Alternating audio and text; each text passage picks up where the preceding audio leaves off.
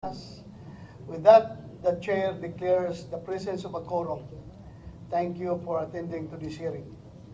Today, we are going to discuss number one, Senate Resolution number 913, which seeks to investigate in aid of legislation the disappearance of beauty queen Catherine Camilon, filed by Senator Raffy Tulfo. Kumsek, si Senator Tulfo, pumunta ba? Okay. Number two, Senate Resolution number 767 on the alleged abuse, killings, and human rights violation of the Philippine National Police due to their failure to follow operational procedure. Again, also filed by Senator Raffy Tulfo. At this point, may I request the Committee Secretary, Lawrence Ascierto, to acknowledge the presence of our guests and resource persons present in today's hearing. Thank you very much, sir. We would like to acknowledge the following guests for Proposed Resolution 913 from the Philippine National Police. We have Excuse me. I would like to correct my earlier statement. Senator Francis Tolentino is the vice chair of this committee. He's not only a member, he is my vice chairman. So, we are Batman and Robin here in this committee. Continue, Comsec. Thank you, sir. From the Philippine National Police, we have Major General Romeo Karamat Jr. We have Police Colonel Per Paul Carpio. We have Police Colonel Samson Belmonte. We have Police Colonel Jacinto Malinaw. We have, we have Police Brigadier General Kenneth Lucas. We have Major Nilo Moralios.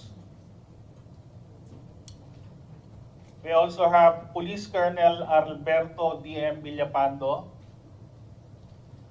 We have Police Major Joker Cuanzo from IAS, sir. We have Police Brigadier General Luis Maria Pascual. We have Police Colonel Ramon B. De La Cruz. I'm sorry, sir. It's Police Major General Joker Cuanzo, sir. Sorry for the mistake, sir. Joker talaga first name mo? General Panzo? Yes, sir. Joker, Ha? Ha? Joker, sir. Joker? Yes, sir. Eh, bakit simangot ka? Huwag kang simangot. Thank you. Continue, Comsec. From the Commission on Human Rights, we have Attorney Rex Fort Guevara. We have Attorney Romel C. Tinga. From the National Police Commission, we have Vice Chairperson and Executive Officer Attorney Alberto Bernardo and Attorney Chito Noel D. Bostonera. The Land Transportation Office is represented by Attorney Zoj Daphne Usita. We also have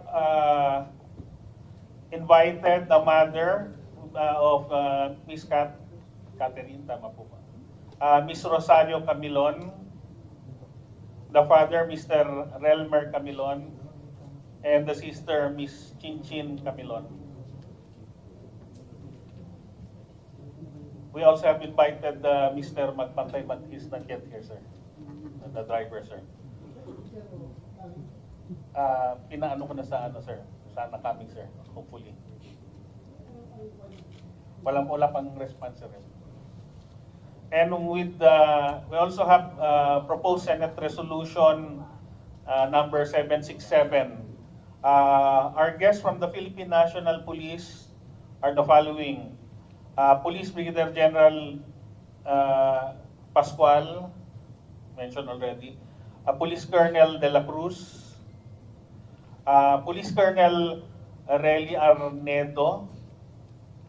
Police Lieutenant Colonel Arnulfo Silencio. Police Lieutenant Colonel Ruben Piquero, and again, Police Major General Cuanzo. Mga ano yun sila, yung nasa likod? Invited guest din, sir. Hindi lang po magkasya sa ano, sir. Okay. Dito pala, mayroon magmuko dito. Wala pa, sir. Pwede siguro pa pwede. Sir, hindi daw makita kasi sa camera. Okay. Kaya, yun nilagay Thank you. ko, sir. Thank you. Yes, sir.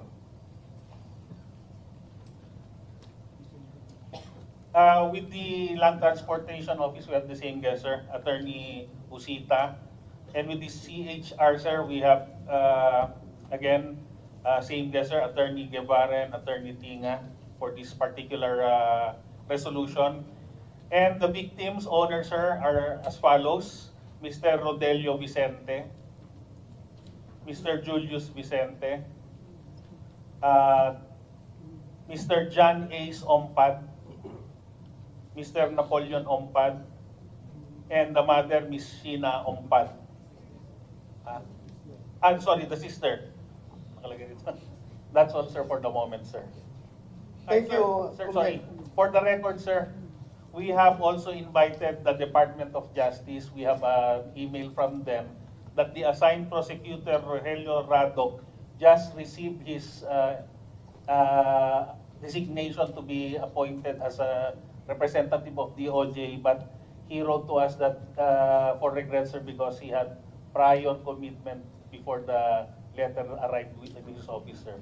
Then, as regards Police Major Alan De Castro, sir, he sent us a letter indicating that his wife is 8 months pregnant and is in pain. That's why he cannot attend this hearing, sir. Si Major Alan De Castro, sir. Ano pala? Yung wife daw niya, sir, he will take care of his wife daw, sir. Excuse po, sir. Hindi naman siya nanganak eh. Hindi naman siya manganak. Bakit hindi siya pwede po? Through his lawyer, sir. Letter, sir. Sabihan mo na siya. Anyway, sigurado ako, Senator Tolpo will move for the issuance of subpoena. Kaya, ano pala no? Police Major Alan De Castro, sir. Major Alan De Castro. Yes, sir. If you are listening right now, Major De Castro, alam ko, nagmamonitor ka.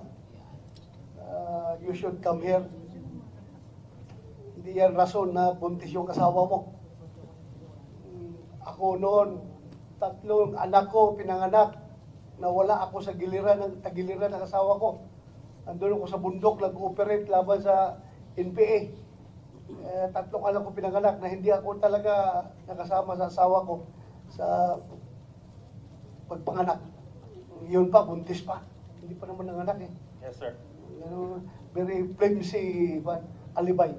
Sir, and lastly, we just received this moment, sir. It was hand over to me. Ah. That Mr. Jeffrey Magpantay, sir, ang sabi niya rito, sir, hindi daw maganda yung pagkaramdam niya.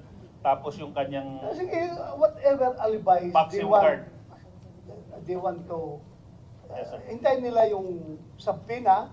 Yes, sir. And later, pag isnabin pa nila yung subpoena, hintayin nila yung warrant of arrest. So, magiging dalawa yung warrant nila. Warrant nila nung sa krimen na ginawa nila at warrant kami from Senado. Yes, sir. Yes, Ha? sir. You inform them accordingly, ha? Yes, sir. We will be informing them, sir, as per your instruction, sir. Sige, Thank you, sir. Thank you. Salamat, Kumsek. Service, honor, and justice. These are the 3 words that can be found in the Philippine National Police seal and badge. Nakatahi sa uniforme at nakaukit sa lahat ng tsapa. 3 salita na sumasalamin sa sinumpaang tungkulin ng isang pulis. Ito ang nagsisilbing paalala sa kapulisan na ang bawat isa sa kanila ay may pananagutan sa bayan. Nakalulungkot na sa tuwing may ilang mga pulis na nakalilimot ng 3 salita na aking nabanggit, ang imahe ng buong institusyon ang nababahiran. Noong araw po, kapag may mga batang nawala sa isang pasyalan, agad silang maghahanap ng pulis dahil ito ang bilin ng kanilang mga magulang. Sa paglipas po ng panahon, ang pulis na pinagkakatiwalaan ng ating mga magulang ay naging panakot na sa makukulit na mga bata. Makailang beses na po nating narinig ang mga katagang, sige ka, kukunin ka ng pulis. Masakit po sa damdamin, lalo na po sa katulad ko nagsilbi bilang isang alagad ng batas sa mahigit ng 3 dekada. Sa ating mga kasamahan sa PNP, hindi po ba tayo nahihiya na ganito na ang pagtingin sa atin ng ating mga pinaglilingkuran? Gusto ba nating paniwalaan ng karamihan ang kasabihan na the only good cop is a dead cop? Hindi tayo papayag niyan. I have always been supportive of the PNP, the institution that I was once given the honor and privilege to lead. However, I will never turn a blind eye to their alleged misdemeanors. My dreams and aspirations to fully reform our PNP have never wavered. Perhaps it is true that one rotten apple spoils the barrel. But more than weeding out the single person that corrupts the rest of his peers, it is saving our honest and principled police officers that motivates me. Today, we are here once again to investigate alleged abuses and lapses in judgment by our police. We intend to look for accountability, but at the same time, in looking, we hope to find some silver lining in all of these sad and unfortunate incidents. We might not be able to find some magic bullet or some divine formula to address all issues surrounding our police officers today. However, it is our hope that we will be effective in reminding our police that their lives are no longer wholly theirs.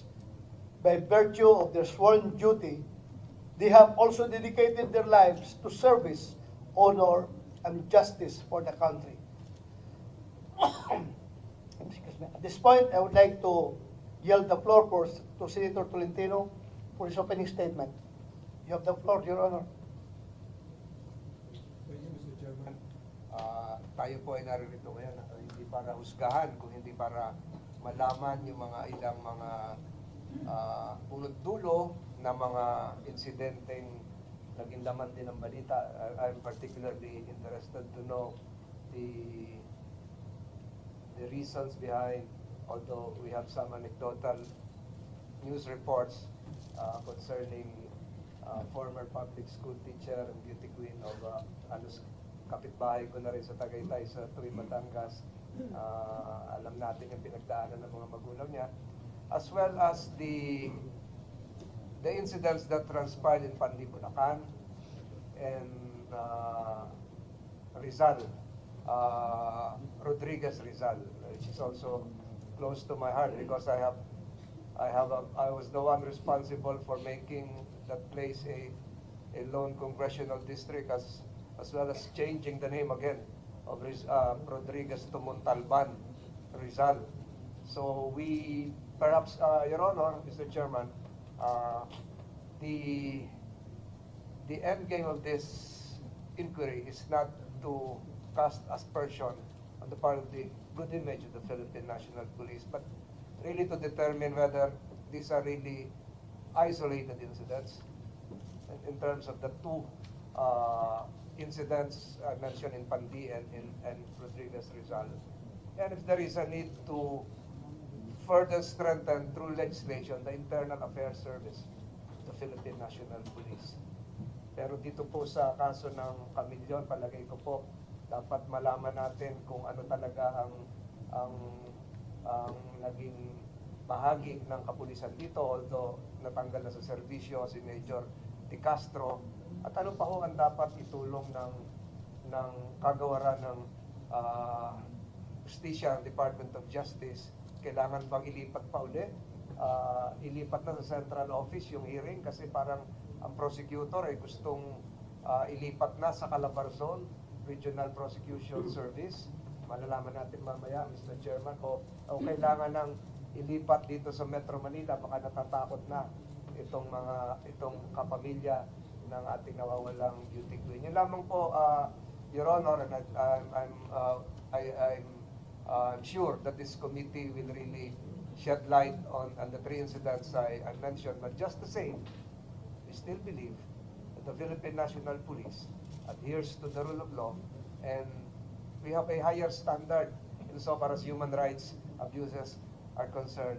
At sana lumabas po dito dun sa dalawang incidents involving Bulacan and Rizal na isolated lang po ito at wala pong trend dito. Yun lamang po, Mr. Chairman, at maraming salamat sa pagkakataong binigay niyo sa akin makapagsalita. Ganda umaga po. Thank you, Your Honor. Again, I would like to, andito naman kayo mga pulis, I would like to stress the point that yung iba takot humarap sa committee na ito, being the chairman of this committee, I can give you the assurance that walang pwedeng maglalapas tangan sa inyong constitutional and statutory rights habang kayo nandito hinihir sa committee na ito.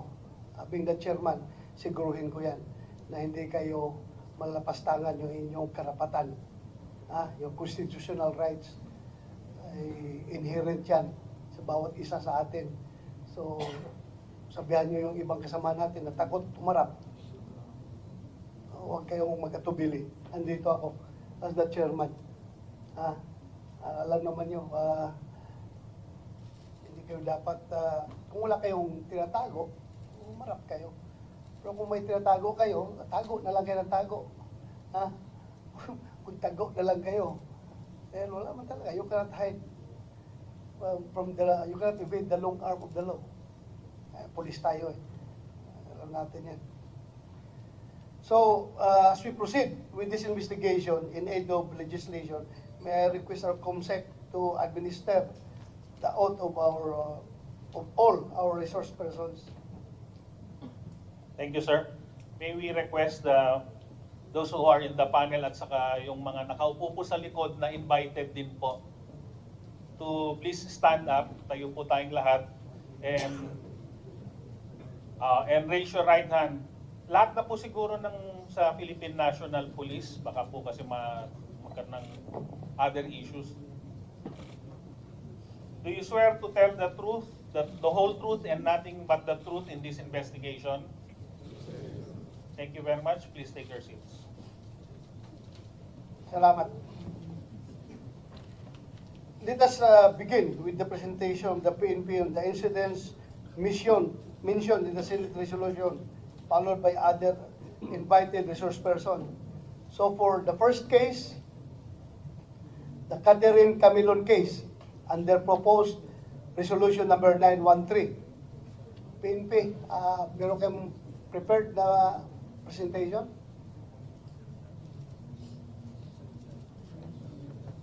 For the Camilon case.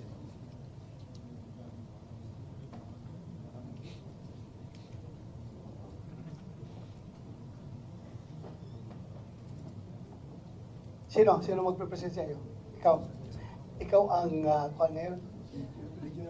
Regional Chief ng Korea. Yes, sir. Bakit nakakalbo ka na ba? Bakit ka naka-skin here? O style mo lang talaga yan? Nagkatapos, sir. Ha? Nagkatapos, sir. Meron pa. Itim-itim pa yung buhok mo. Sinishave mo na. Sige, go ahead, Jack. I would like to acknowledge the arrival of Senator Rafi Tulfo. Thank you. Thank you, Your Mr. Honor. Chair. You want to deliver your opening statement? Ah. Before Colonel Jack Malinaw will present the first case. Yes, You have the floor, Your Honor. Go ahead. Thank you very much, Senator Bato de la Rosa, Mr. Chair, and to our guests and resource persons. Thank you for taking time to join us today in today's hearing. I filed the resolution that we're going to take up today because I value the importance of our police force. At alam niyo po na napaka-importante po sa ating mga taong bayan, lalo na sa ating mga maliliit na kababayan ng ating kapulisan. para po sa mga mahihirap, walang kapangyarihan at walang impluensya. Inaasahan po nila na kapag may panganib, may banta sa kanilang seguridad, o kung may krimen, makakatakbo sila sa ating kapulisan. At marami po tayong mga mararangal na miyembro ng PNP na siya namang nasa isip lang ay ang magsilbi sa publiko. Unfortunately, there are still quite a number who ruin this reputation of the PNP.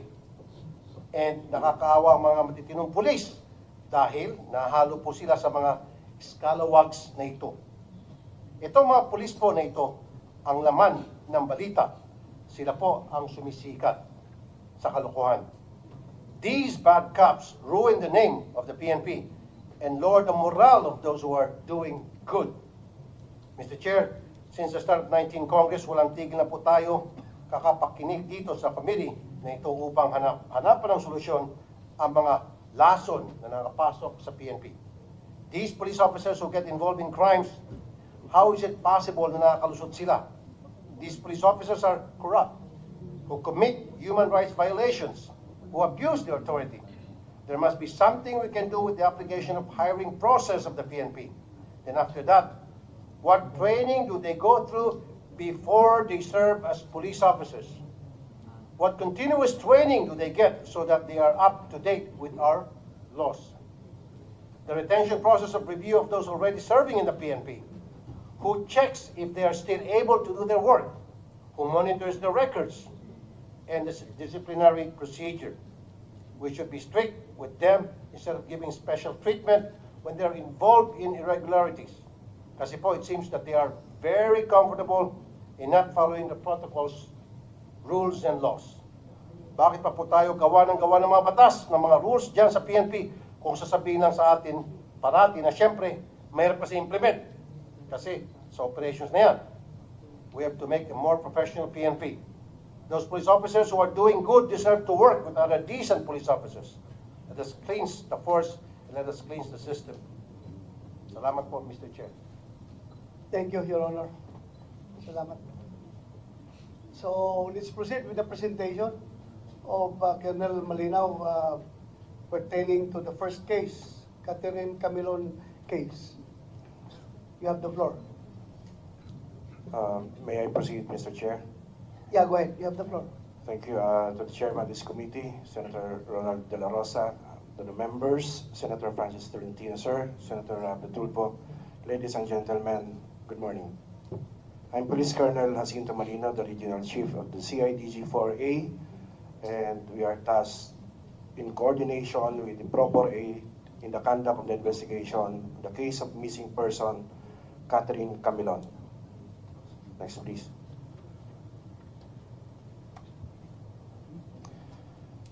Allow me to take you back, sir, to the date, time, and place of occurrence. The incident happened, or it was based on statement given to us. Catherine last left their house at around 6 p.m. of October 12, 2023 in Barangay Rilio Tui, Batangas, on board her driven metallic gray Nissan Juke with plate number NEI 2990. Next slide. As to the profile of the missing person, Catherine Manguera Camilon, shown are the personal details of the victim, one of which he was crowned as the grand winner of Binibining Batangas Quarantine in Batangas City in 2020, and at the same time, she was also a freelance writer at Balisong Channel, an online broadcast based in Batangas Province. As to the profile of the suspects, Police Major Alan De Castro, who is already dismissed from the service, also a resident of Barangay Tuyon-Tuyon in Tui, Batangas, isang locality lang po sila, and he's a former deputy of the Provincial Drug Enforcement Unit of Batangas Police Provincial Office. Next. Another suspect. Sorry, Drug Enforcement Unit. Drug Enforcement Thank Unit. you. Proceed po, sorry. Yes, sir. The second suspect is Mr. Jeffrey Magpantay, alias Jepoy. He's the known driver, personal driver of Alan Magpantay. Civilian. Yes, sir. Civilian, sir. Next slide. Okay. As to the witnesses, we have invited several witnesses. Firstly, the family members of the family of the Camilon, Mrs. Rosario Camilon, Ching Camilon, his friend, also a former beauty pageant contestant, Miss Vanessa Baracchio, and several witnesses. For our actions taken. May dalawang, sinabi na may dalawang, apat sila lahat kasi dapat ang suspect, di ba? May dalawang unidentified? Tatlo, sir. At tatlo pa? Tatlo, sir. Tatlo sila, sir. Alan Di Castro, Major Jepoy Magpantay, and one unidentified. One unidentified? Yes, sir. Hindi nyo na-identify? Hindi pa, sir. Hindi pa, sir. Hindi pa? Yes, sir. Sir, for our actions taken, next slide.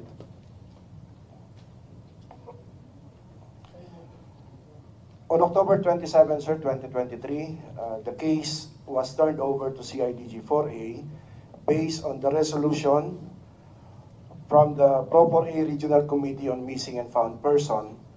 So it was signed by the members of the committee to pave way for the conduct of an independent investigation since at that time, the primary person of interest is a member of Proper A in the person of Police Major Alan Di Castro. Shown is this resolution of said turnover, sir, to CIDG 4A. Next slide. On October 28, sir, dandaan mo lang muna. On October 28, back. On October 28, sir, we immediately created the special investigation and tracker teams since we are tasked to lead the investigation based on the resolution by the RCMFP Proper A Camilon. On October 28, sir, we immediately coordinated with the family of Camilon, especially from Mrs. Rosario and the sister of the victim, taking of their statements. Please click the October 28. So, those are the established facts, sir, of the statement given to us by the Mrs. Camilon and Miss Ching Camilon. It was established that on October 12, Catherine asked permission from her mother that she will go report to Balisyong Channel in Batangas City. Catherine allegedly left the residence driving the SUV, Nissan Juke, with plate number NEI 2990. At around 7:26 of October 12, of same date, Rosario received a text coming from Catherine informing that she was at Centro Mall in Lemery, Batangas. At around 8:30, again, the mother, Miss Rosario, received a phone call coming from the victim that she was at the Patron gas station in Bawan, Batangas. On October 13, based on their statements, they did not receive any call or text coming from the victim. Ito na po yung nag-alala yung family sa na nawala na si Catherine. Next.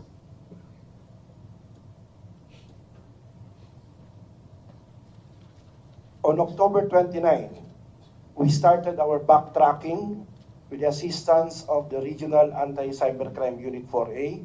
Please click the October 29.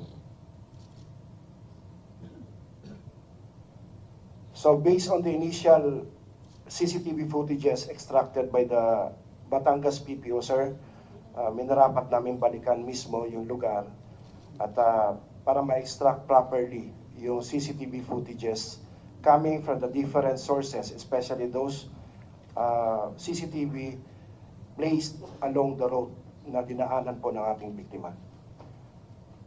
Back.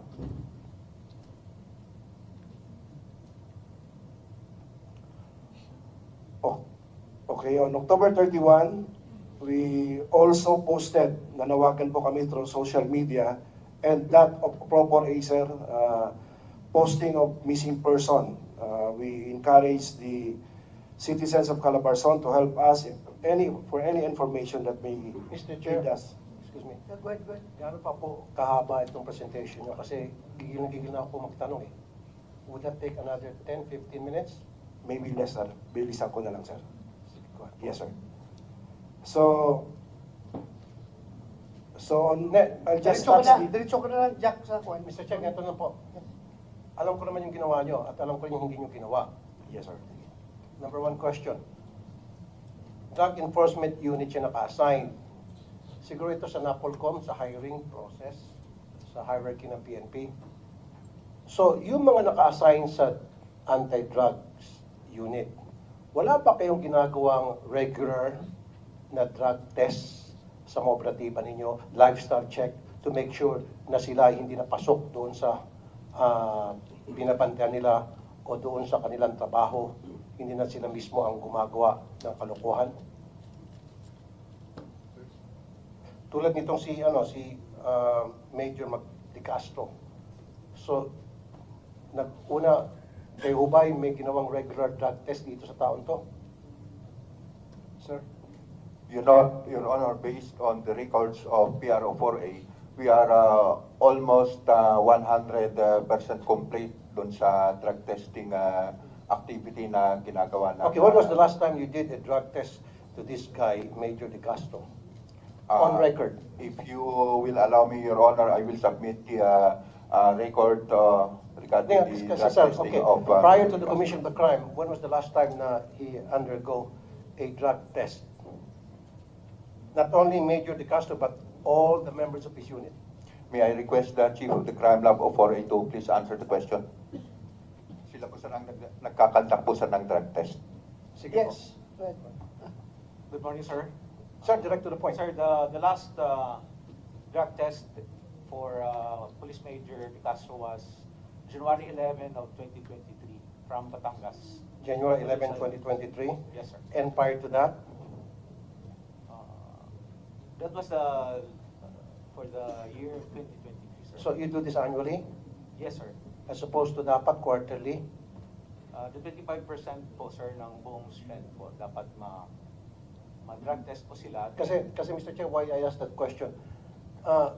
Maraming beses na sa aking programa, even the times yung T3, Wanted sa radyo, na kung saan yung mga pulis mismo, meron kong mga video, nag-iikit ng shabu.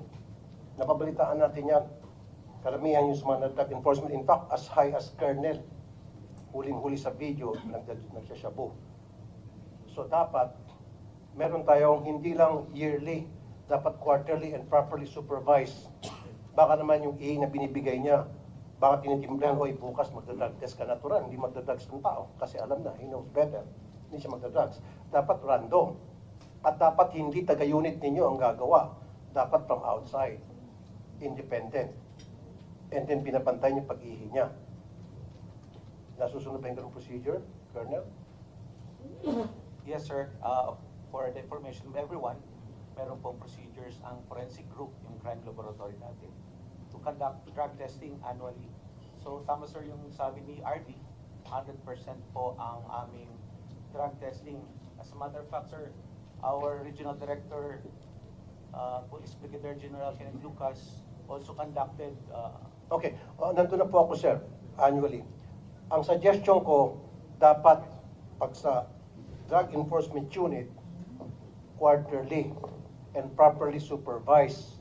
Can we ask the NAPOLCOM people who are present to make it mandatory at random? Wag po yung... Kasi alam ko naman na sinasabihan sila, oy, magkakaroon ng drug test mamaya. Natural, si police mag-absent. Hindi siya magda-drugs. Two days siya mag-leave. After 2 days, clear ng ihi niya. Or kuminsan, gagamitin niyang ihi ng kanyang kasamahan. Urine, di ba? Urine lang yan. Yung paggamit ng ibang ihi, malabo mangyari yan ngayon. Dahil yung meron talaga nagbantayan doon sa CR, habang umiihi sila, hindi binabantayan talaga yun ng... And may I suggest, Mr. Chair, kasi yung sa shabu, huwag ka lang gumamit ng ilang araw, burado na yung, clean na yung ihi mo. why don't we use hair follicle test? Can we do that? Kasi pag hair follicle, alam ko, Mr. Chair, buwan months, matitrace yun. Ano bang pinaka-technology na alam nyo sa crime lab na mas mabigat pa kaysa mas accurate kaysa Sir, currently, we are doing the drug testing using the urine because of the mass number of personnel that to be conducted. But we will further look for that. So what's available sa crime lab aside sa anong available test ninyo for For a while. drug test? Oh. For a while, sir, Ah. may I talk with the chemist? Mga hari-hari nyo sa crime lab dyan. Chair, hindi nyo narinig yung hair follicle test? Ignorante po kayo doon sa technology na yan? Hair follicle test? Sir, Have you heard of it, sir, sir? may I ask my chemist Oh, come here? on. Forensic po kayo, sir. Hindi nyo alam. Have you heard of hair follicle test? Yes, sir, we have, sir. Okay. Kaya nga, kung narinig nyo yan, wala ba kayong ganong technology sa PNP na hair follicle ang ititest nyo, especially sa mga operatibo natin na nag-handle ng mga sensitive positions, tulad nitong Drug Enforcement Unit? Sino hire sa'yo sa crime lab na may alam about hair follicle test? Available ba yan na technology sa crime lab natin? No? No, sir, actually. No? But- No. Pero you are aware of that particular technology? Yes, sir, I'm just looking for our chemist just to explain how the hair strands are used for drug testing, sir. Okay, sige, We Mr. have, Chair, nahirapan sila. Police Sige. Major Rosales, our chemist. Saan, Okay. saan siya? Pakibilis. Meron kayong ganong technology po? Kung wala, it's about time siguro the PNP should acquire that kind of technology. Sa ngayon, ang pagkakalam ko, Mr. Chair, pinapadala ata sa abroad kasi we don't have that technology yet. Ang pagkakalam ko po. Pero why don't we acquire that kind of technology? Bigyan natin sa NBI, bigyan natin sa PNP, bigyan natin sa PDEA para makatulong sa ating mga taga-law enforcement, di ba? Sa proseso ng pag-identify ng mga gumagamit ng drugs. Kasi alam ko hair follicle test, it goes back up to 3 or even 6 months. Alam mo yan? I may present Police Major Rosales, our chemist of forensic sir. RFP for it. Good morning, Your Honor. I'm Police Major Joanne Rosales, forensic chemist presently assigned at Rizal Provincial Forensic Unit in Taytay, Rizal. At present, Your Honor, hindi pa po ginagawa sa PNP Forensic Group ang hair follicle examination, but our good director gusto po niya na masimulan na magawa ang examination ng drug test using hair follicles. In fact po, meron na pong, pino-formulate na po yung procedure na pwede nating sundan para unti-unti pong masimulan na magkaroon ng hair follicle examination. Meron kayo available technology dyan? Sa ngayon po, procedure po yung inaayos and yung sistema kung paano po siya gagawin. Pero eventually po, meron naman pong mga machine na pwedeng gamitin para po sa test na yun. So, Mr. Chair, we have that technology. Okay. Yes. Are you sure about that? Yes, sir. Very sure. Yes, sir. So, kung meron tayong ganung technology, thank you very much. Dapat pati NBI magkaroon ng PDEA. So, that's one way na to determine kung yung ating mga operatiba ay matitino pa rin, especially mga naka-assign sa Drug Enforcement Unit. We should do this, kung nandito yung Chief PNP, nandito sa yung NAPOLCOM, this should be a requirement. Dapat ito hindi annually, random and then quarterly. Okay na tayo dyan. Number 2, ito pong, Mr. Chair, itong Major De Castro, para sa akin, sobrang pagka-guilty ng taong ito. Because nung makakuha ng DNA doon sa sakyan na na-recover sa victim, no, sakyan na supposedly yun yung sinakyan ng victim, may blood na sa DNA test, yun talaga ang blood ng victim, ito sa loob ng sakyan. And then the PNP were trying to convince Major De Castro magpa-DNA test kasi meron tatlong hair strands ata doon, several hair strands.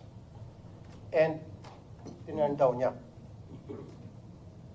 Now, ni-request ko sa PNP noon, ewan ko sino ba na-interview ko doon sa CIDG noon, CIDG was doing a good job, Mr. Chair. And the CIDG requested doon sa kamag-anak. Kasi siyempre, di mo pwedeng pilitin yung police, yung suspect. Yung kamag-anak, tumanggi rin. Kasi yung kamag-anak, pwedeng dudugtong yun eh. DNA test, ayaw din. Now, dito yung pumapasok yung investigative technique, Mr. Chair, na kulang sa ating kapulisan. Kuminsan kasi common sense. Nandoon na yung police nasa custody ninyo. Tama? Sino ba may custody sa PNP, sa kay Major noon? Sino po may custody sa PNP noon at that time? Kanina po na, di ba nasa custody yung si Major nakakulong o sa headquarters? Kayo po? Within the campo, Your Honor. Kaya nga, so sino nga po mismo may custody doon kay Major while you Yung was inside the chief camp? po ng RHS, yun namin. Ano Your po? Honor. Chief ng Regional Holding Unit natin. Okay. Now, when you were asking Major De Castro to provide a DNA of his hair or hair strand, and he said no. Tama? And you stop right there. Tama nga naman, karapatan niyong tumanggi. Ba't di niyo po ginamit yung common sense ninyo? Nandun naman siya nakahiga, kung saan siya nakahiga. Sana man isa sa inyo, nilinis yung kama, yung unan, kumuha ng hair strand doon, kinuha yung kanyang suklay, o pagkatapos niya maligo, tiningnan yung banyo, kumuha ng buhok niya, sigurado ako, siyempre, may nalalagas na buhok yan pag naliligo siya. O sigurado ako, pag natutulog siya, may, dyan sa unan niya, may mga buhok dyan. Doon lang kayo sana kumulekta. Ba't niyo po ginawa? Kasi palagi niyo sinasabi sa akin, ayaw po, hindi natin hindi natin pwedeng pilit yan. Tama nga naman, karapatan niyo po yan na tumanggi. Tama nga naman, I agree with you. Pero gumawa kayo ng diskarte. Matagal niyo nang sinasabi sa publiko na we were able to secure evidences, pieces of evidence like hair follicles, hair strands sa kotse, and you're trying to match that hair strands. Sabi nyo. And then sabi nyo sa akin, nung interview ko sa radyo, ni-request nyo kay Major na mag-provide ng sample. Ayaw ni Major. So, nagantay ka ng ilang araw, baka magbagong isip. Am I right? While waiting for those 3, 4, 5 days, sana dumiskarte kayo. Yan ang sinasabi ko. Saan siya natulog, saan siya nakahiga. Pagising sa umaga, pasimple, yung unan, kunan niyo ng buhok. Yung suklay niya, ano bang suklay ginagamit niya? Simple niyo, kunan niyo ng buhok doon. Sa banyo, pagkatapos ng ligo, kukunan niyo ng buhok. Yun niyo po ginawa. Sir. If I may, Your Honor. In fact, naisip na po namin yan nung andun siya sa office ko. Meron siyang baso na pinag-inuman. And yun sana yung gagamitin namin. However, when I consulted my legal officer, that evidence might not be admissible in court, will not be admissible in court. Because, I know that, Major General. I wala know pong, that. consent, I know that Your for a Honor. fact, of course. Pero at least, it will give you a guide na para kung saan ipo-focus yung investigation nyo. Hindi na kayo mag-iisip-isip na baka si Juan, si Pedro, si Mario ang suspect. At least, pag ginawa nyo yun, tapos napatunayan na talagang siya pala ito, doon na kayo magpo-focus. Si Juan na talaga, wag na kayo maghanap ng ibang suspect kasi ito si Juan based dito sa nakalap natin na ebidensya sa DNA. Di ba? And second, yung kape na ininuman niya, anong ebidensya po nakuha niyo sa sasakyan? Di ba hair strand?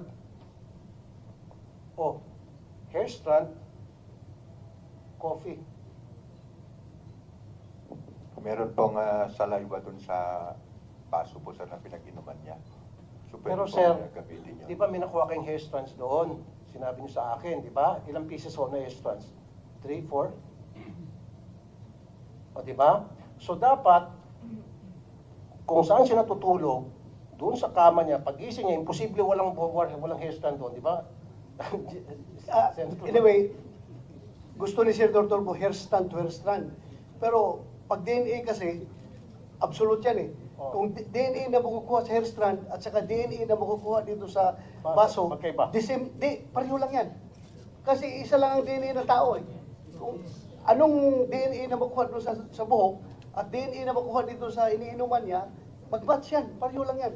Walang Oh, problema okay. yan. Yeah, I understand Pero with you. yun, ang question nila, ang issue dyan is yung admissibility in court. Dahil yun nga, yung poisonous tree ang lalabas dyan, di ba?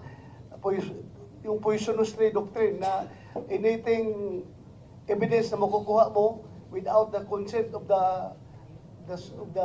tao is magiging poisonous yan. Yung fruit of the poisonous tree. Yeah, fruit of the poisonous tree. Oh. Pero yan nga, I agree with you, Mr. Chair, na hindi natin pwedeng gamitin yung sa korte. I know that. Pero at least, mafocus nyo yung inyong investigation. Pero pag napatunayan, base sa inyong pag-secure na walang court order halimbawa, at napatunayan yung ebidensya na ito nga pala talaga ang suspect natin, pero then doon na kayo magpo-focus. Huwag na kayo mag-focus sa Yes, iba pa. tama yun. Pero, Your Honor, Senator Tulfo, yung mga pulis na ito, sigurado ako, without yung DNA, alam na nila yung focus nila kung saan sila nakafocus eh. Nakafocus na talaga sila doon sa mga primary suspects. Kahit na wala pang DNA results, alam na nila yung mga mga investigador nito na... Chairman. Well, yeah, go ahead, Senator Chairman, Senator indulgence Tolentino. of Senator Tulfo and the Honorable Chair, just a point of order.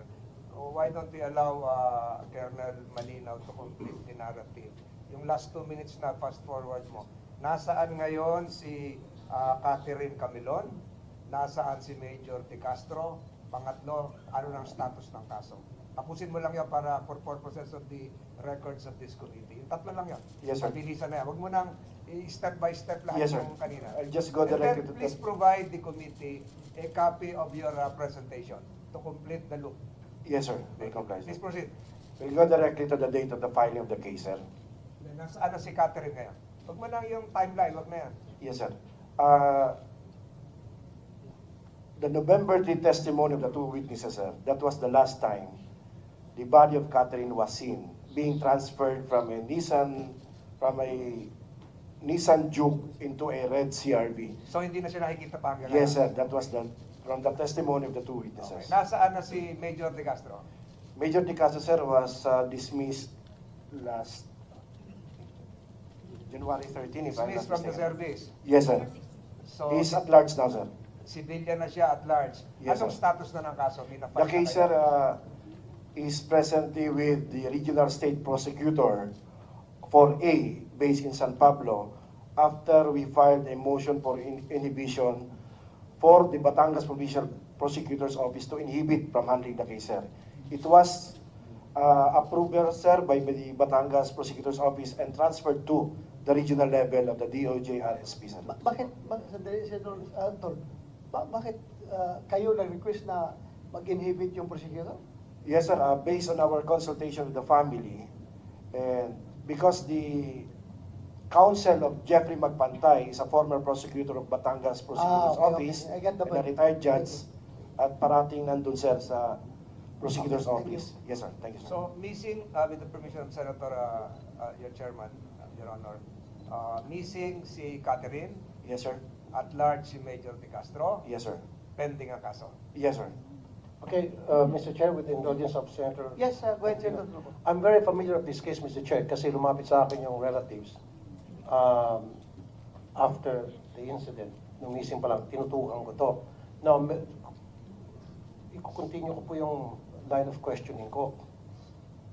Nasa inyo yung custody nitong si Major as a primary suspect. Tama? Ang ginawa nyo, pre-process nyo yung kanyang dismissal proceedings. At nung ma-dismiss siya, natural, pakakawalan nyo siya. Ngayon, nagtatago na. Ang pinagtataka ko, mas inuna nyo na ma-dismiss siya, kaysa naman magkalat pa kayo ng mga additional evidence while he was in custody of the PNP. Minadali nyo yung dismissal proceedings, samantalang ang dami ko na pong kaso, Mr. Chair, na pinailan ng dismissal yung isang pulis na gumawa ng kalokohan, inabot ng taon. Taon. Na-promote pa. Hindi ma-dismiss. Pero itong taga-drug enforcement unit na dismiss in a matter of month or months. Ang bilis. Siyempre, na ma-dismiss na, kaya nung tanong kanina si Senator Tolentino, at large. Kung hindi nyo sana pinala muna ng dismissal proceeding, nakahold sana siya ngayon sa PNP. Habang continuous yung inyong investigation, pagkalat ng ebidensya against him. Bakit yung dinismiss agad? Bakit yun agad ang pinunturan nyo ma-dismiss para mapakawalan? Your Honor, if I may. Yeah, go ahead. First of all, meron po tayong proseso, yung motu proprio investigation being conducted by RIAS, and meron pong timeline na sinusundan. So, nasunod namin yung timeline. Actually, sir, natilipangan ng konti yung pagka-dismiss niya. So, pasok po kami sa timeline. Hindi namin ito binilisan or nothing else. Wala naman po kaming balak na hindi sana i-dismiss, whatever. But we just follow the procedure. Kagaya ng sabi ko kanina, Okay, pero sir, di ba hindi pa siya guilty? Suspect pa lamang siya, di po ba? As such, meron pa siya mga karapatan, di ba? So, why dismiss a person na you don't have enough proof na siya nga talaga yung kriminal, na siya talaga ay isang suspect. In fact, person of interest pa lamang siya. He's not even a suspect. Your Honor, if I may again. Sir, yung admin case po kasi niya did not emanate from the criminal case na na-file. But yung case na na-file sa kanya sa RIAS is yung extramarital affairs po niya.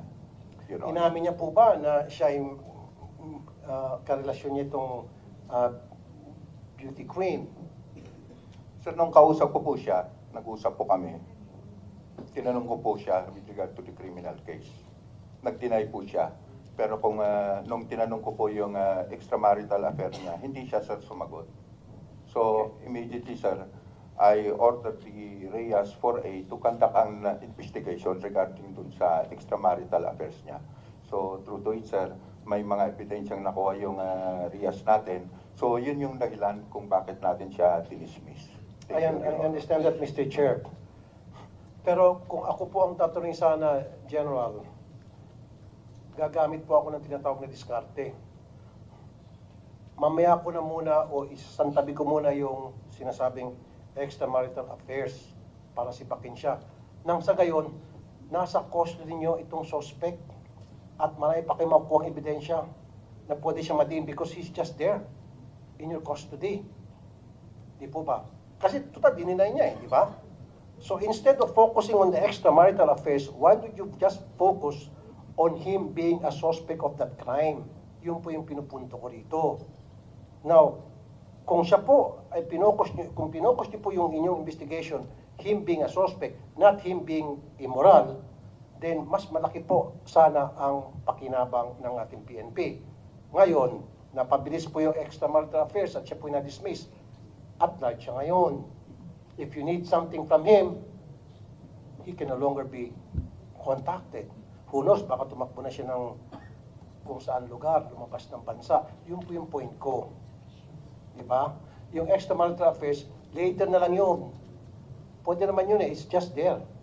But this guy, he's already there. Hawak na natin, sir eh. Diba? Wala siyang kawala. Kaso ang ginawa nyo, pinayagan nyo ng dismissal, illicit extramarital affairs, kaya lang siya pakawalan, di ba? Kasi wala na sa PNP. And then off he goes. Tama Anyway, po yan. General Lucas, siguro, ako sariling hunchore ito, si Major De Castro, whether or not dinismiss niyo siya administratively, kahit na hindi niyo siya dinismiss, kung gano'n siya ka-guilty, mag-at-large talaga yun, sisibat talaga yun. Sisibat talaga yun. Kasi sabihin mo, kahit na hindi nyo dinismiss yun, wala naman tayong power sa PNP na ikulong siya dahil bawal yan. Wala, hindi pa na-approve yung batas natin ginawa ngayon na kapag ang isang pulis, mayroon siyang misdemeanor na ginawa, may power na ngayon ang Chief PNP, yung RD, yung Provincial Director, na ikulong siya. Ngayon, yung batas ngayon na ginagawa natin. Pero sa ngayon, kahit na sabihin mong ano siya, under ang tawag niya, ang term natin dyan, restrictive custody.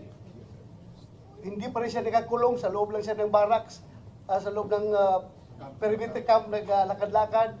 Paglalabas siya para bibili ng something, hindi natin siya pwede pigilan dahil hindi natin siya pwede restrict.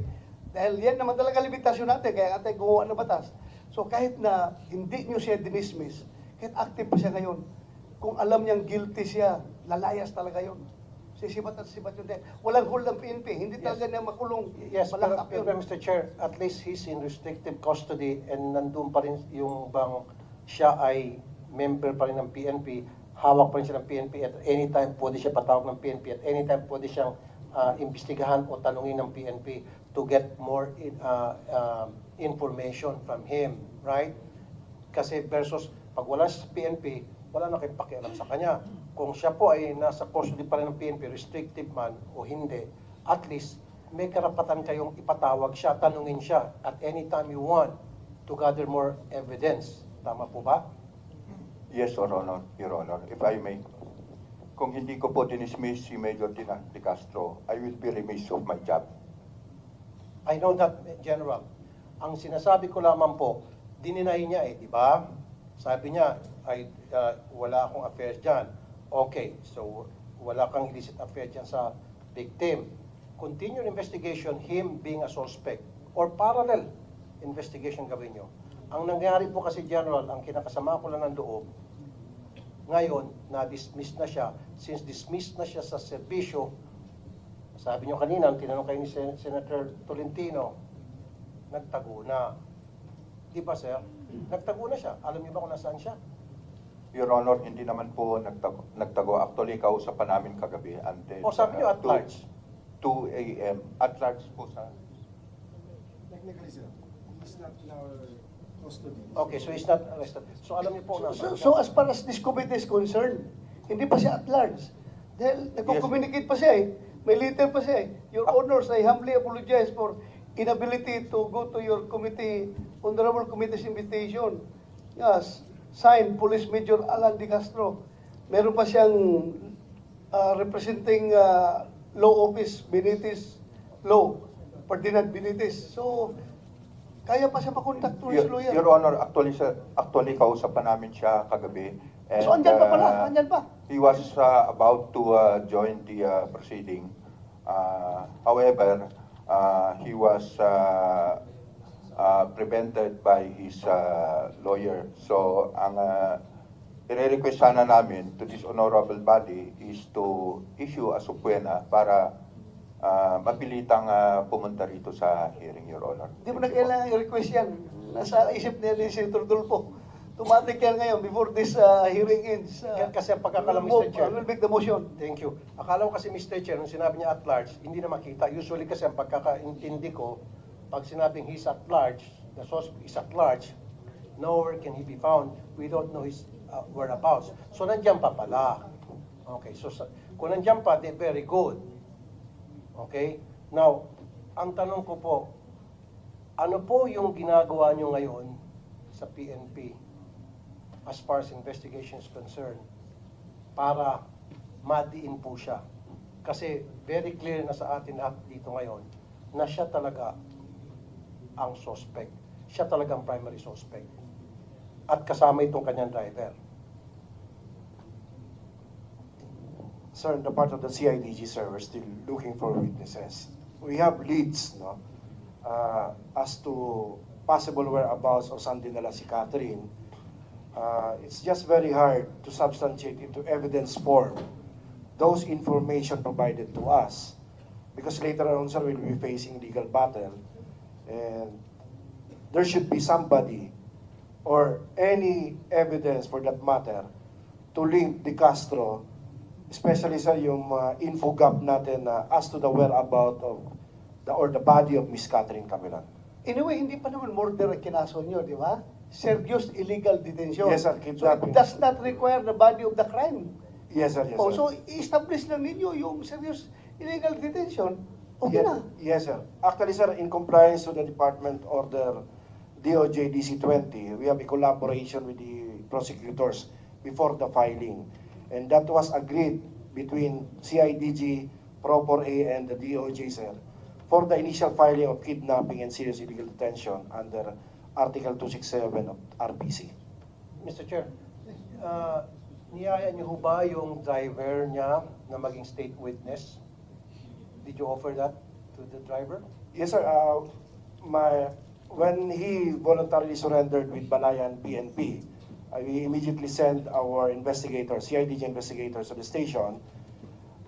Upon advice of the council, where he only provided our investigator as to his personal circumstances. But on matters relating to the case, he refused to answer yet, Mr. Chair. I know, he refused to answer. Of course, karapatan niya po yun.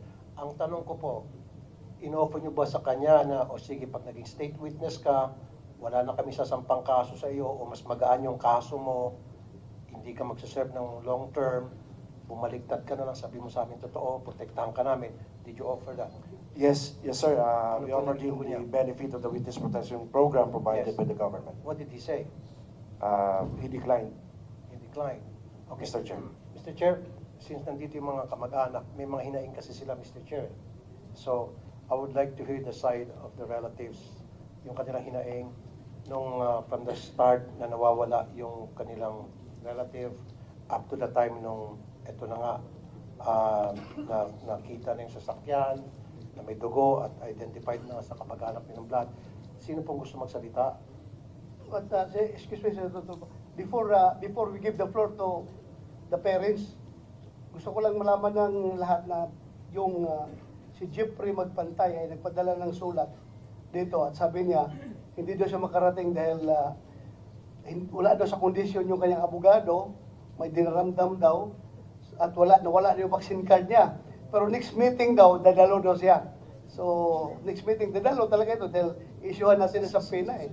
Ibig sabihin, Mr. Chair, masama ang pakiramdam ng kanyang abogado. Hindi siya may masamang pakiramdam. Hindi siya, yung abogado niya ang may masamang pakiramdam, kaya hindi daw makasama sa kanya dito. Takot siya pumunta na wala kasama ang abogado. But next hearing, pupunta daw siya. So, go ahead, Senator Tulfo. Sino pong gustong magsalita? Si Ching Ching na sister or si Nanay Rosario? Nay? Magandang umaga po, sir.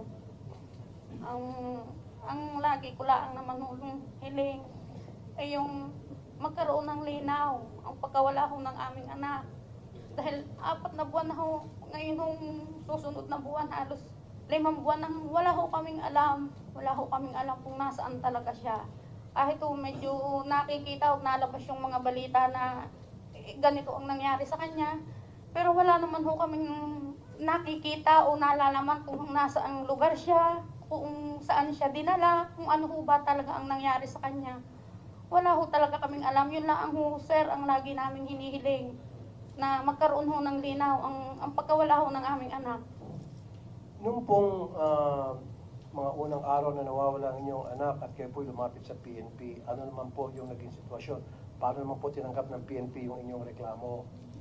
Nung kinabukasan po ng pagkaalis niya, noong gabi po, nagpasama po kami na hanapin namin doon sa lugar na sinabi ni Kat ng aking anak na nandoon siya, na doon yung punta niya. Sinamahan naman po agad kami nila kung saan ho po pwede namin siyang hanapin. Hanggang sa nagtuloy-tuloy po yung paghahanap, wala ho talaga. Hindi ho namin makita at wala ho kaming malaman tungkol sa pagkawala niya. Okay. Nay, kailan niyo po nalaman na yung anak niyo pala ay girlfriend ni Major De Castro?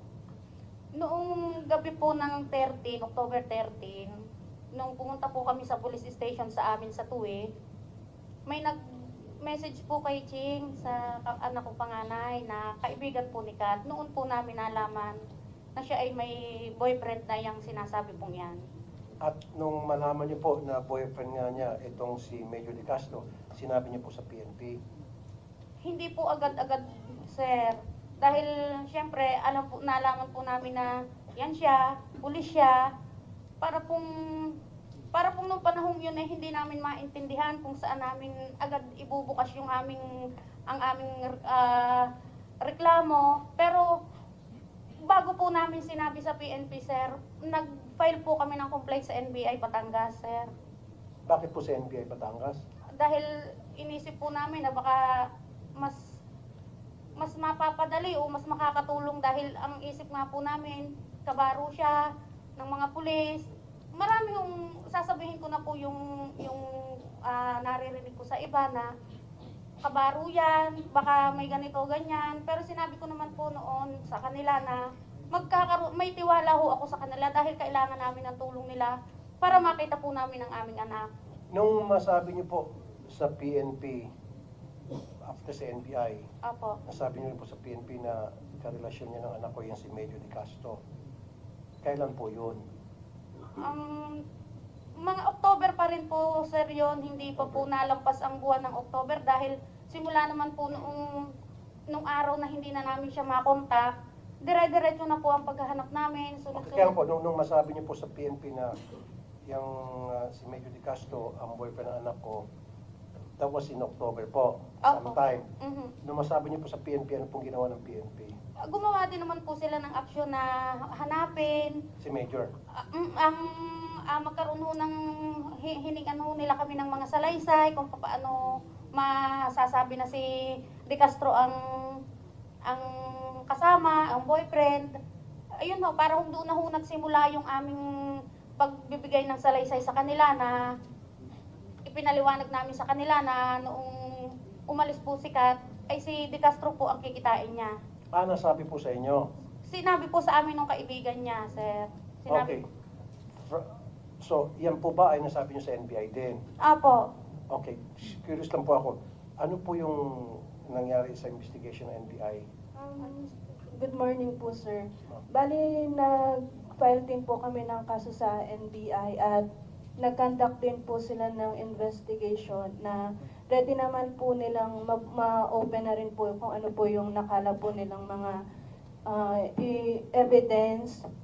At noong nakaraan pong January 29, 2024, kasama po namin sila sa hearing po sa RTC Taguig para po makakuha po ng search warrant po para po sa Globe Telecom, para po doon po sa disclosure po ng computer data. Okay.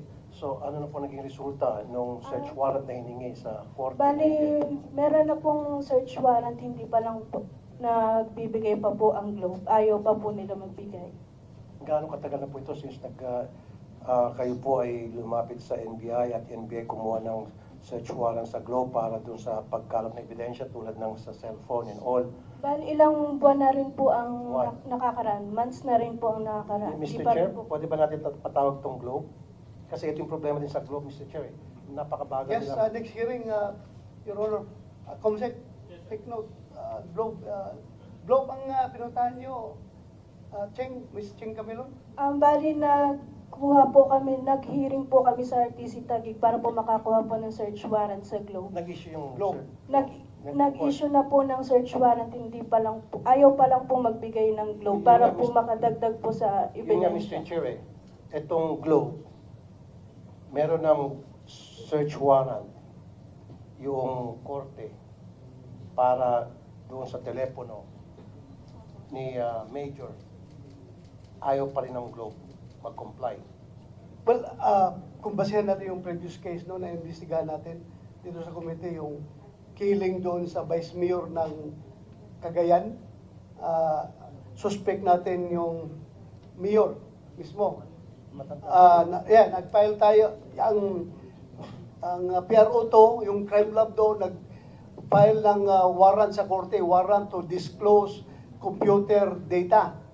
Ngayon, pumunta yung Globe dito, kasama sa hearing natin, ang sabi ng Globe, ang computer data na ma-release nila, yung hanggang limitado lang daw doon sa yung call data records. Kung anong number tinawagan or tinext. Pero yung content mismo ng text messages, wala daw silang storage noon. Hindi nila may release, wala storage. Pero hindi ako naniniwala, ha? Hindi ako naniniwala. Maybe pwede natin patawag din DICT, Mr. Chair. Yes, pwede. Ang DICT. DICT, yeah. Yeah.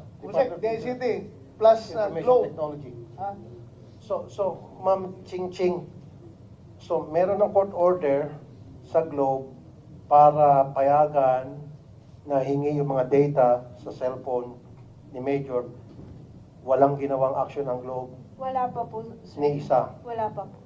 Nakita niyo katigasan ng ulo nitong Globe, Mr. Chair? Yes, so far, nagsabi sa iyo ang NBI na wala talaga binigay ang Globe. Wala po.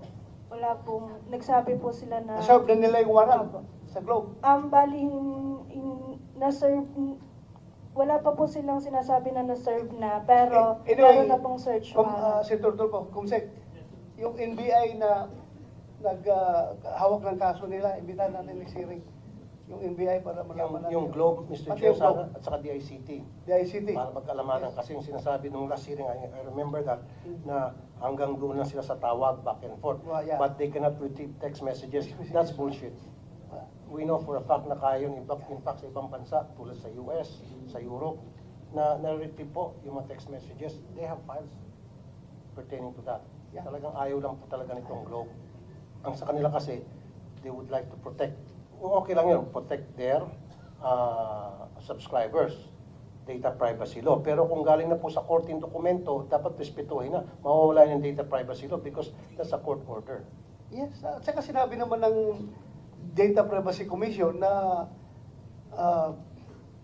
pwede i-release ng Globe kung lahat ng data na may hawak nila, kasama na yung content ng mga messages, pwede na release. Sabi ng Data Privacy Pag Commission. meron, especially pag may court order. Pag may court order, oh. Ito pala, may court order na, hindi pa rin po uma-action. So, Well, patawag natin yung Globe. Yes, sir. Next hearing. Thank you. so, nagkakaroon parang investigation, NBI at saka PNP. Opo. Para sa inyo, sino po mas mabilis sa pag-imbestiga? Bali, para po sa akin, mas na pumapanig po ako sa NBI dahil ako po mismo yung nakakakita kung ano po nangyari nung araw po na yun. Ano pong pinagkakaiba doon sa investigation na ginagawa ng PNP versus sa NBI, ma'am? Bali, yun pong sa PNP, wala po akong nakikita na mga witness na sinasabi po na nila na nakakita po ng katawan po ng kapatid ko na nililipat. Kahit po yung, hindi ko naman po sila ibinababa kasi, tawag po dito, kahit po doon sa pagkuha po ng DNA sample, wala man lang po kaming nakita na, oh, ito po yung picture ng dugo or yung hair strand po na sinasabi. Wala po kaming nakitang ganun. Pero yung sa NBI po, alam ko po na yun pong mga tao na involved po dito, sila po talaga. Okay, so in other words, mas thorough, mas mabusis yung NBI Opo. pag-imbestiga kaysa sa PNP. Mas satisfied kayo. Opo. Mr. Chair, marami na po kong kaso. Kanina sa opening statement ko, sinabi ko naman hindi naman lahat sa PNP loko-loko. Napakarami pa rin po mababait sa inyo sa PNP. And I salute them because I have so many good friends in the PNP. In fact, may mga relatives pa ako sa PNP. However, yung bang may bulok na itlog doon, yung kabulukan ng itlog na yan, nahawaan po yung mga malilinis sa PNP. I have so many instances, in fact, meron pa pong kernel na involved sa crime. Pag pulis kasi ang involved, nagiging baby-baby ng investigation. Yung po napapansin ko sa Napolcom, siguro, you would agree with me, pag PNP po, kapwa PNP ang involved sa crime or suspect sa isang krimen, ang tagal ng proseso. And I experienced that so many times, Mr. Chair. Sobrang lenient sila imbestigahan yung kabaro nila. Pero kung yan ay hindi nila kabaro, kung yan ay tricycle driver, jeepney driver, aba, nakakulong na. May kasama pang kulata. Pero pag pulis, naku, sobrang baby. Inaamo-amo pa. Lahat ng karapatan ibibigay. Of course, give him his rights. Pero naman, do your best to do your job. Just like what Ma'am Ching Ching said. Sa NBI, very thorough investigation. Pero sa inyo, binibaby-baby nyo. Kaya nga I suggest, dito sa sa Napolcom, as you, Mr. Chair, being dating Chief PNP, pwede ba natin gawing requirement sa hiring sa lahat ng gusto maging pulis o pagkapasok sa PNP na kolektahan ng DNA sample ang bawat recruit at ilagay sa database? Kasama na yan sa ating ginawang DNA forensic law. Kasama yan. Ngayon pa lang? Lahat kasama. So, Very good. Kasi lahat kung- ng pulis dapat mayroong database ang DNA center ng PNP. So kung yan po ay nangyari pa sana noon, sa pool na to. Sa pool lang. Ngayon lang, wala pa eh. Tumatakbo. Sana yung ng parliamentary status ng batas na yun, Jo, for interpellation na. Tulungan natin ng mobilisyon. I will support, Mr. Chair. Thank you, Your Honor. Okay, in fact, co-author daw pala ako dyan, Mr. Chair. Co-author ako dyan. Yes. Tulungan kita sa interpellation. Yes, pertaining to that. thank you. Para yan po yung maging ganap na batas. Now, Ma'am Ching Ching, nagsampa na ng kaso ang NBI at nagsampa ng kaso ang PNP. Opo. PNP, may sarili kayong kaso yung sinampa. Yes, sir, the kidnapping and serious illegal detention against De Castro.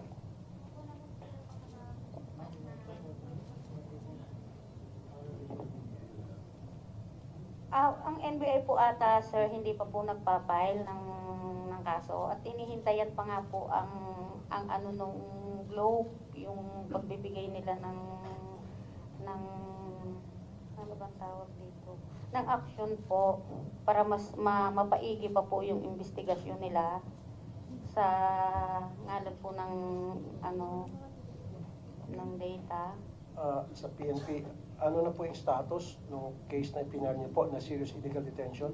Sir, we're still awaiting for the resolution, sir, kasi the case was elevated to the regional level of the regional state prosecutor after the inhibition of the Batangas prosecutor's officer. Pina-inhibit niyo po yung prosecutor?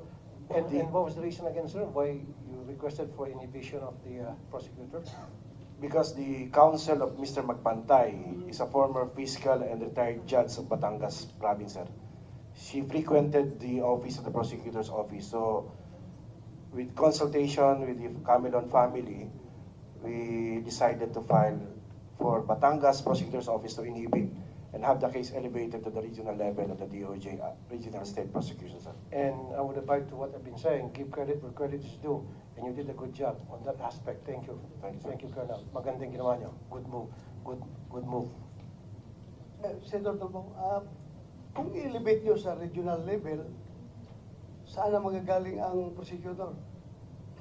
Regional State Prosecutor? Yes, sir. The case is still under BI, sir. Baka mamaya, mga taga Batangas pa rin yung nasa regional level, ha? Tingnan nyo. Baka mas maganda, elevate na sa National Prosecution Office talaga. Hindi naman, sir. I don't think the RSP, sir, will put the reputation of their office at stake, sir, with this case, sir. Sigurado na kayo doon, ha? Yes, sir. Yes, sir. Kasi ang Batangas, part pa rin ng Region 4A, di ba? Yes, sir. Sige, go ahead. Ang ibig sabihin kasi, Colonel, ni Mr. Chair, sana sa Manila na lang para talagang malayong-malayo. Kasi kung Batangas, probinsya pa rin yan, baka meron pa rin siyang influence within that area. Although, sinabi ko sa iyo, I commend you for doing that. Dahil at least naipalayo ng konti. Kasi sabi niyo, he frequents, yung council niya, he frequents that, yung korte na yan. So, inilayo niya lang ng konti. Pero, may point nga naman si Mr. Chair, Senator De La Rosa, sana nagpa-inhibit na rin kayo, nag-request ng transfer of venue, sana dun sa malayong-malayo na kung saan totally zero influence na siya. Yung point niyo. Ano pong sagot niyo doon? Ulit? We will consider that, sir, no? With consultation from the Camilon family. We don't do action without their nod, sir. Since nandito na lang sila, di-consulta natin. Ma'am, nakikinig kayo kanina pa, Ma'am Rosario. Sinabi nila, nilipat nila sa ibang venues, pero Batangas pa rin yung mag-handle ng case. Sa region pa rin, level which is Batangas province pa rin. Ngayon, ang suggestion ni Senator Bato de la Rosa, i-transfer sa malayong lugar, labas na Batangas, tulad ng Manila, Cavite, Quezon City. Ano po sa inyong palagay? Kasi daw kailangan konsultahin daw kayo. Sa amin po naman, sir, dahil kami naman po talagang nagtitiwala sa kanila. Kung ano po yung alam din nila na mas makakabuti at makakatulong po sa pag-resolve ng kaso, doon po kami, sir. Kung mamarapatin po nila na dalahin doon sa mas malayo para makalayo talaga sa kanila, willing naman ho kami. So, in other words, Ma'am Rosario, okay kayo dun sa suggestion ni Senator Bato na ilabas sa Batangas yung kaso with your permission daw. Sabi ni Colonel Malinaw, papayag naman daw sila. Ano pong inyong palagay? Okay lang po, sir. Okay lang po sa amin kung ano po yung mas makakahigit pa na ganda o mas makakatulong para po magkaroon talaga ng linaw. Mas makakatulong nga po, tulad po sinabi ni Senator Bato. Opo. Pag yan po inilipat sa malayong lugar, wala sa Batangas, mas malakas ang laban po natin. Kasi wala na siyang influence. Totally yung council.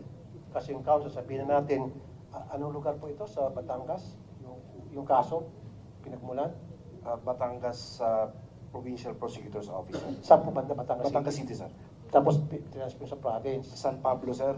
That is based on DOJ Regional State Prosecution, sir, is based in San Pablo City, sir. Kaya nga. Laguna. Batangas Laguna, pa sir. rin. Laguna. Laguna na. Yes, sir. Okay. So, sabi mo kasi, Batangas Provincial, so Laguna na. Yes, sir. Komportable na po kayo, Ma'am, Laguna. Okay naman po na kung yun po baka naman ho hindi na yun mapapasok nung ikangay nang galing sa Batangas na nakaka-impluensya sa amin nga ho kahit saan basta saan ho yung mas higit na makakatulong, sir. Doon ho kami. Kahit ho saan kami dalahin, kung saan ho kami, kung alin ho yung mas magkakaroon ng tunay na kalinawan, doon ho kami, sir. Wala hong problema sa amin. Anyway, Your Honor, Senator Dolpo, komportable naman daw yung CIDG sa Regional State Prosecutor ng Region 4A. So okay na kayo kung komportable na kayo doon? Yes, sir. Yes, sir. So, para mas mabilis. And then, Mr. Chair, may I request na ipatawag natin si Major De Castro? Yes, Ipasapina natin. Kumsek issue sa PINA. So, that's a motion, ha? So, I rule the motion in favor of Senator Tulfo that we have to issue subpoena to subjects Senate Major De Castro and Magpantay. Dalawa lang sila, no? Nanapailan. Siya kasi Magpantay. Issue subpoena. Tumulong rin kayo mag-serve ng subpoena, ha? Sa IDG. Hanapin nyo. I-serve ng subpoena sa kanila. Ibigay nyo. Thank you. Next hearing. Para nandito sila. Okay. Meron po ba tayong taga-LTO rito? Okay. Magandang araw po.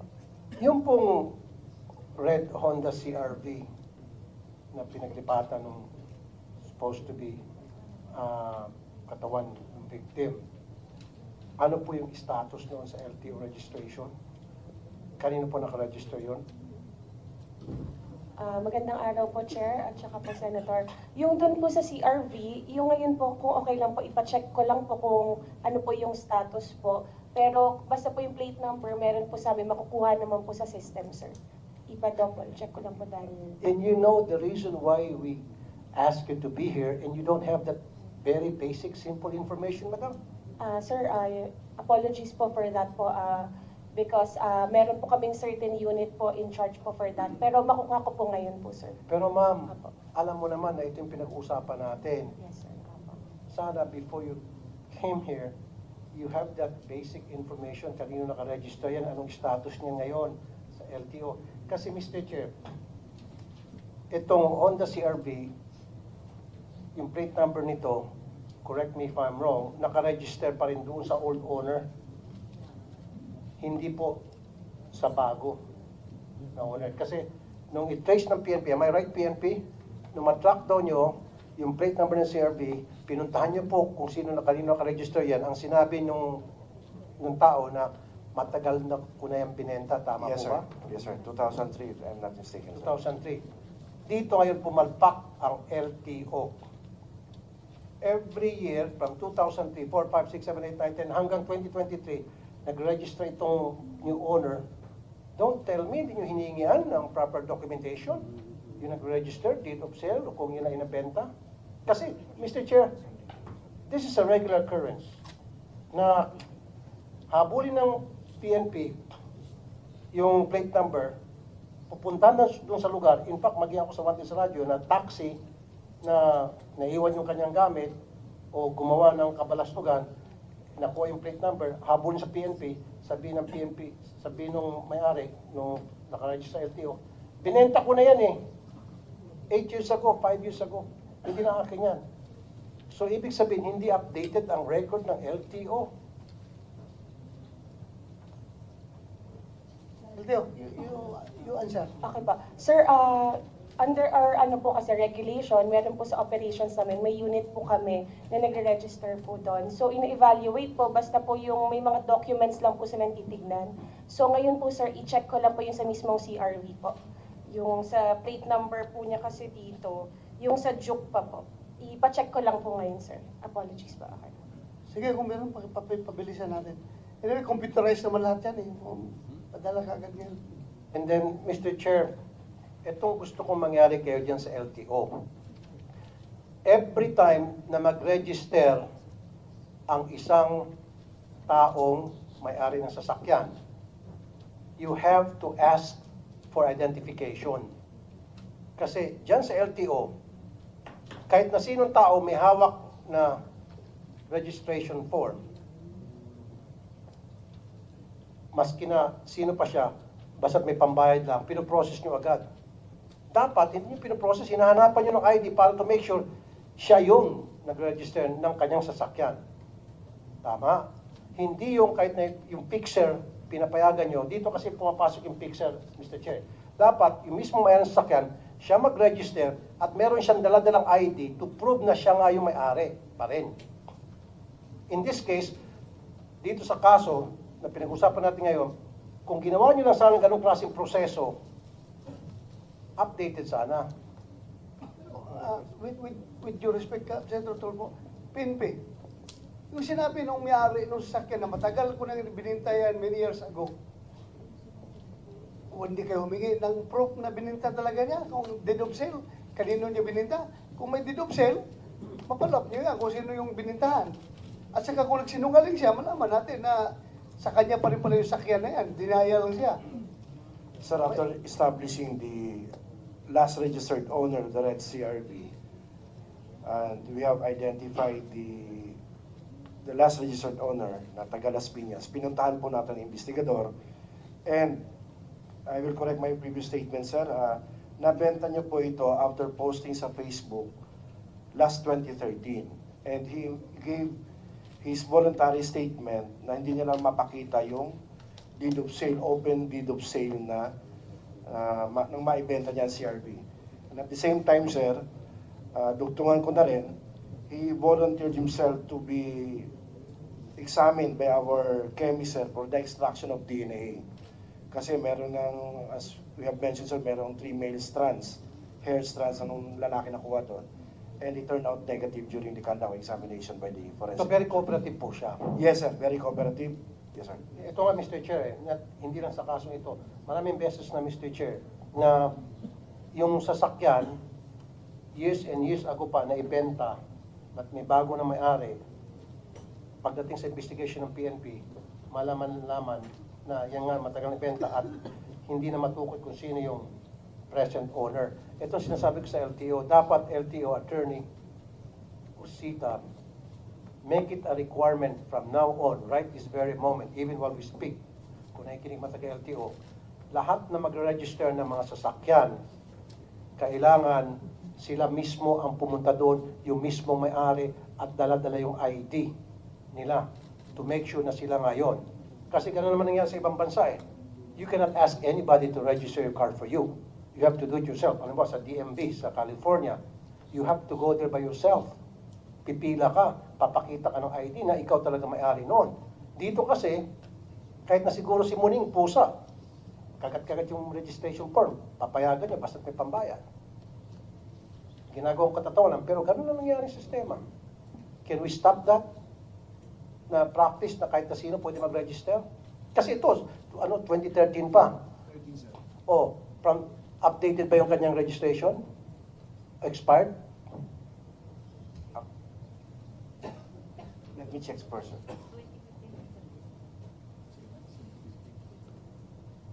Sir, it was last registered 2015, Your Honor. Expired. Sa Batangas LTO po. Oh, so dapat noong 2014, ni-renew yun. O dapat, nandun yung bagong owner. Di ba? So at least merong 1 year na dapat nagpresenta yung bagong owner. So ang point ko rito, from now on LTO, make it a point, lahat na mag-register ng mga sasakyan, it has to be the owner. Wag na yung mga fixer. Kasi sa akin, Mr. Chair, pwede ka mag-utos eh. Fixer, halika rito. Ito, 3,000, i-register mo itong sasakyan ko. Nang sa gayo, maiwasan natin ganito klase mga sitwasyon. Is that right? Tapos yes, siyempre, po, sir. yung owner magpapakita ng mga identification to prove na, yes, I'm that owner of the car. Diba? At ito'y binenta sa akin, pakita ang deed of sale, etc. At meron tayo rin ganun klase mga, sa customs, patay kayo. Yung Bugatti, Mr. Chair, sabit ang LTO rito. Pero that's a different case. Diba? For now, Mr. Chair, yun na muna siguro, and if you don't mind, with your indulgence, maybe we can proceed to the next case. Yes, we're going to proceed, but before that, hindi nyo kaya na-inquest yung suspect? Regular filing lang ginawa nyo? Yes, sir. Regular filing na, sir. Ilang days para nag-transpire na bago More than a month, sir. more than a month na? We filed the case on November 13, nawala siya, sir, October 12. So regular filing na? Yes, sir. Okay, so for now, we are going to suspend the hearing about this case pending the appearance of the two main suspects in the next hearing. And meron tayong, may sinabi kayo dito, on November 13, Police Major Alan De Castro along with his driver and bodyguard, Jeffrey Arjula Magpantay, and two unidentified men were charged with kidnapping and illegal detention at Batangas Provincial Prosecutor's Office. So meron two, may dalawa pa pala? Yes, sir. Yes, sir. Aside from the De Castro and Magpantay, meron pong dalawang Dalawa? unidentified. Yes, sir. Jando. Yes, sir. O kasi sabi mo kayo na tatlo lang sila eh. So apat pala sila lahat. Corrected, sir. Okay. Thank you. So from here, we'd like to thank you, Ma'am Rosario Camilon, Ching Camilon, and Salamat po. Father Elmer Camilon. Next hearing, imbitahan pa rin namin kayo ha. Opo, sir. Pag maimbitahan na masampinan namin yung mga suspect. Opo, sir. Ha? Salamat po.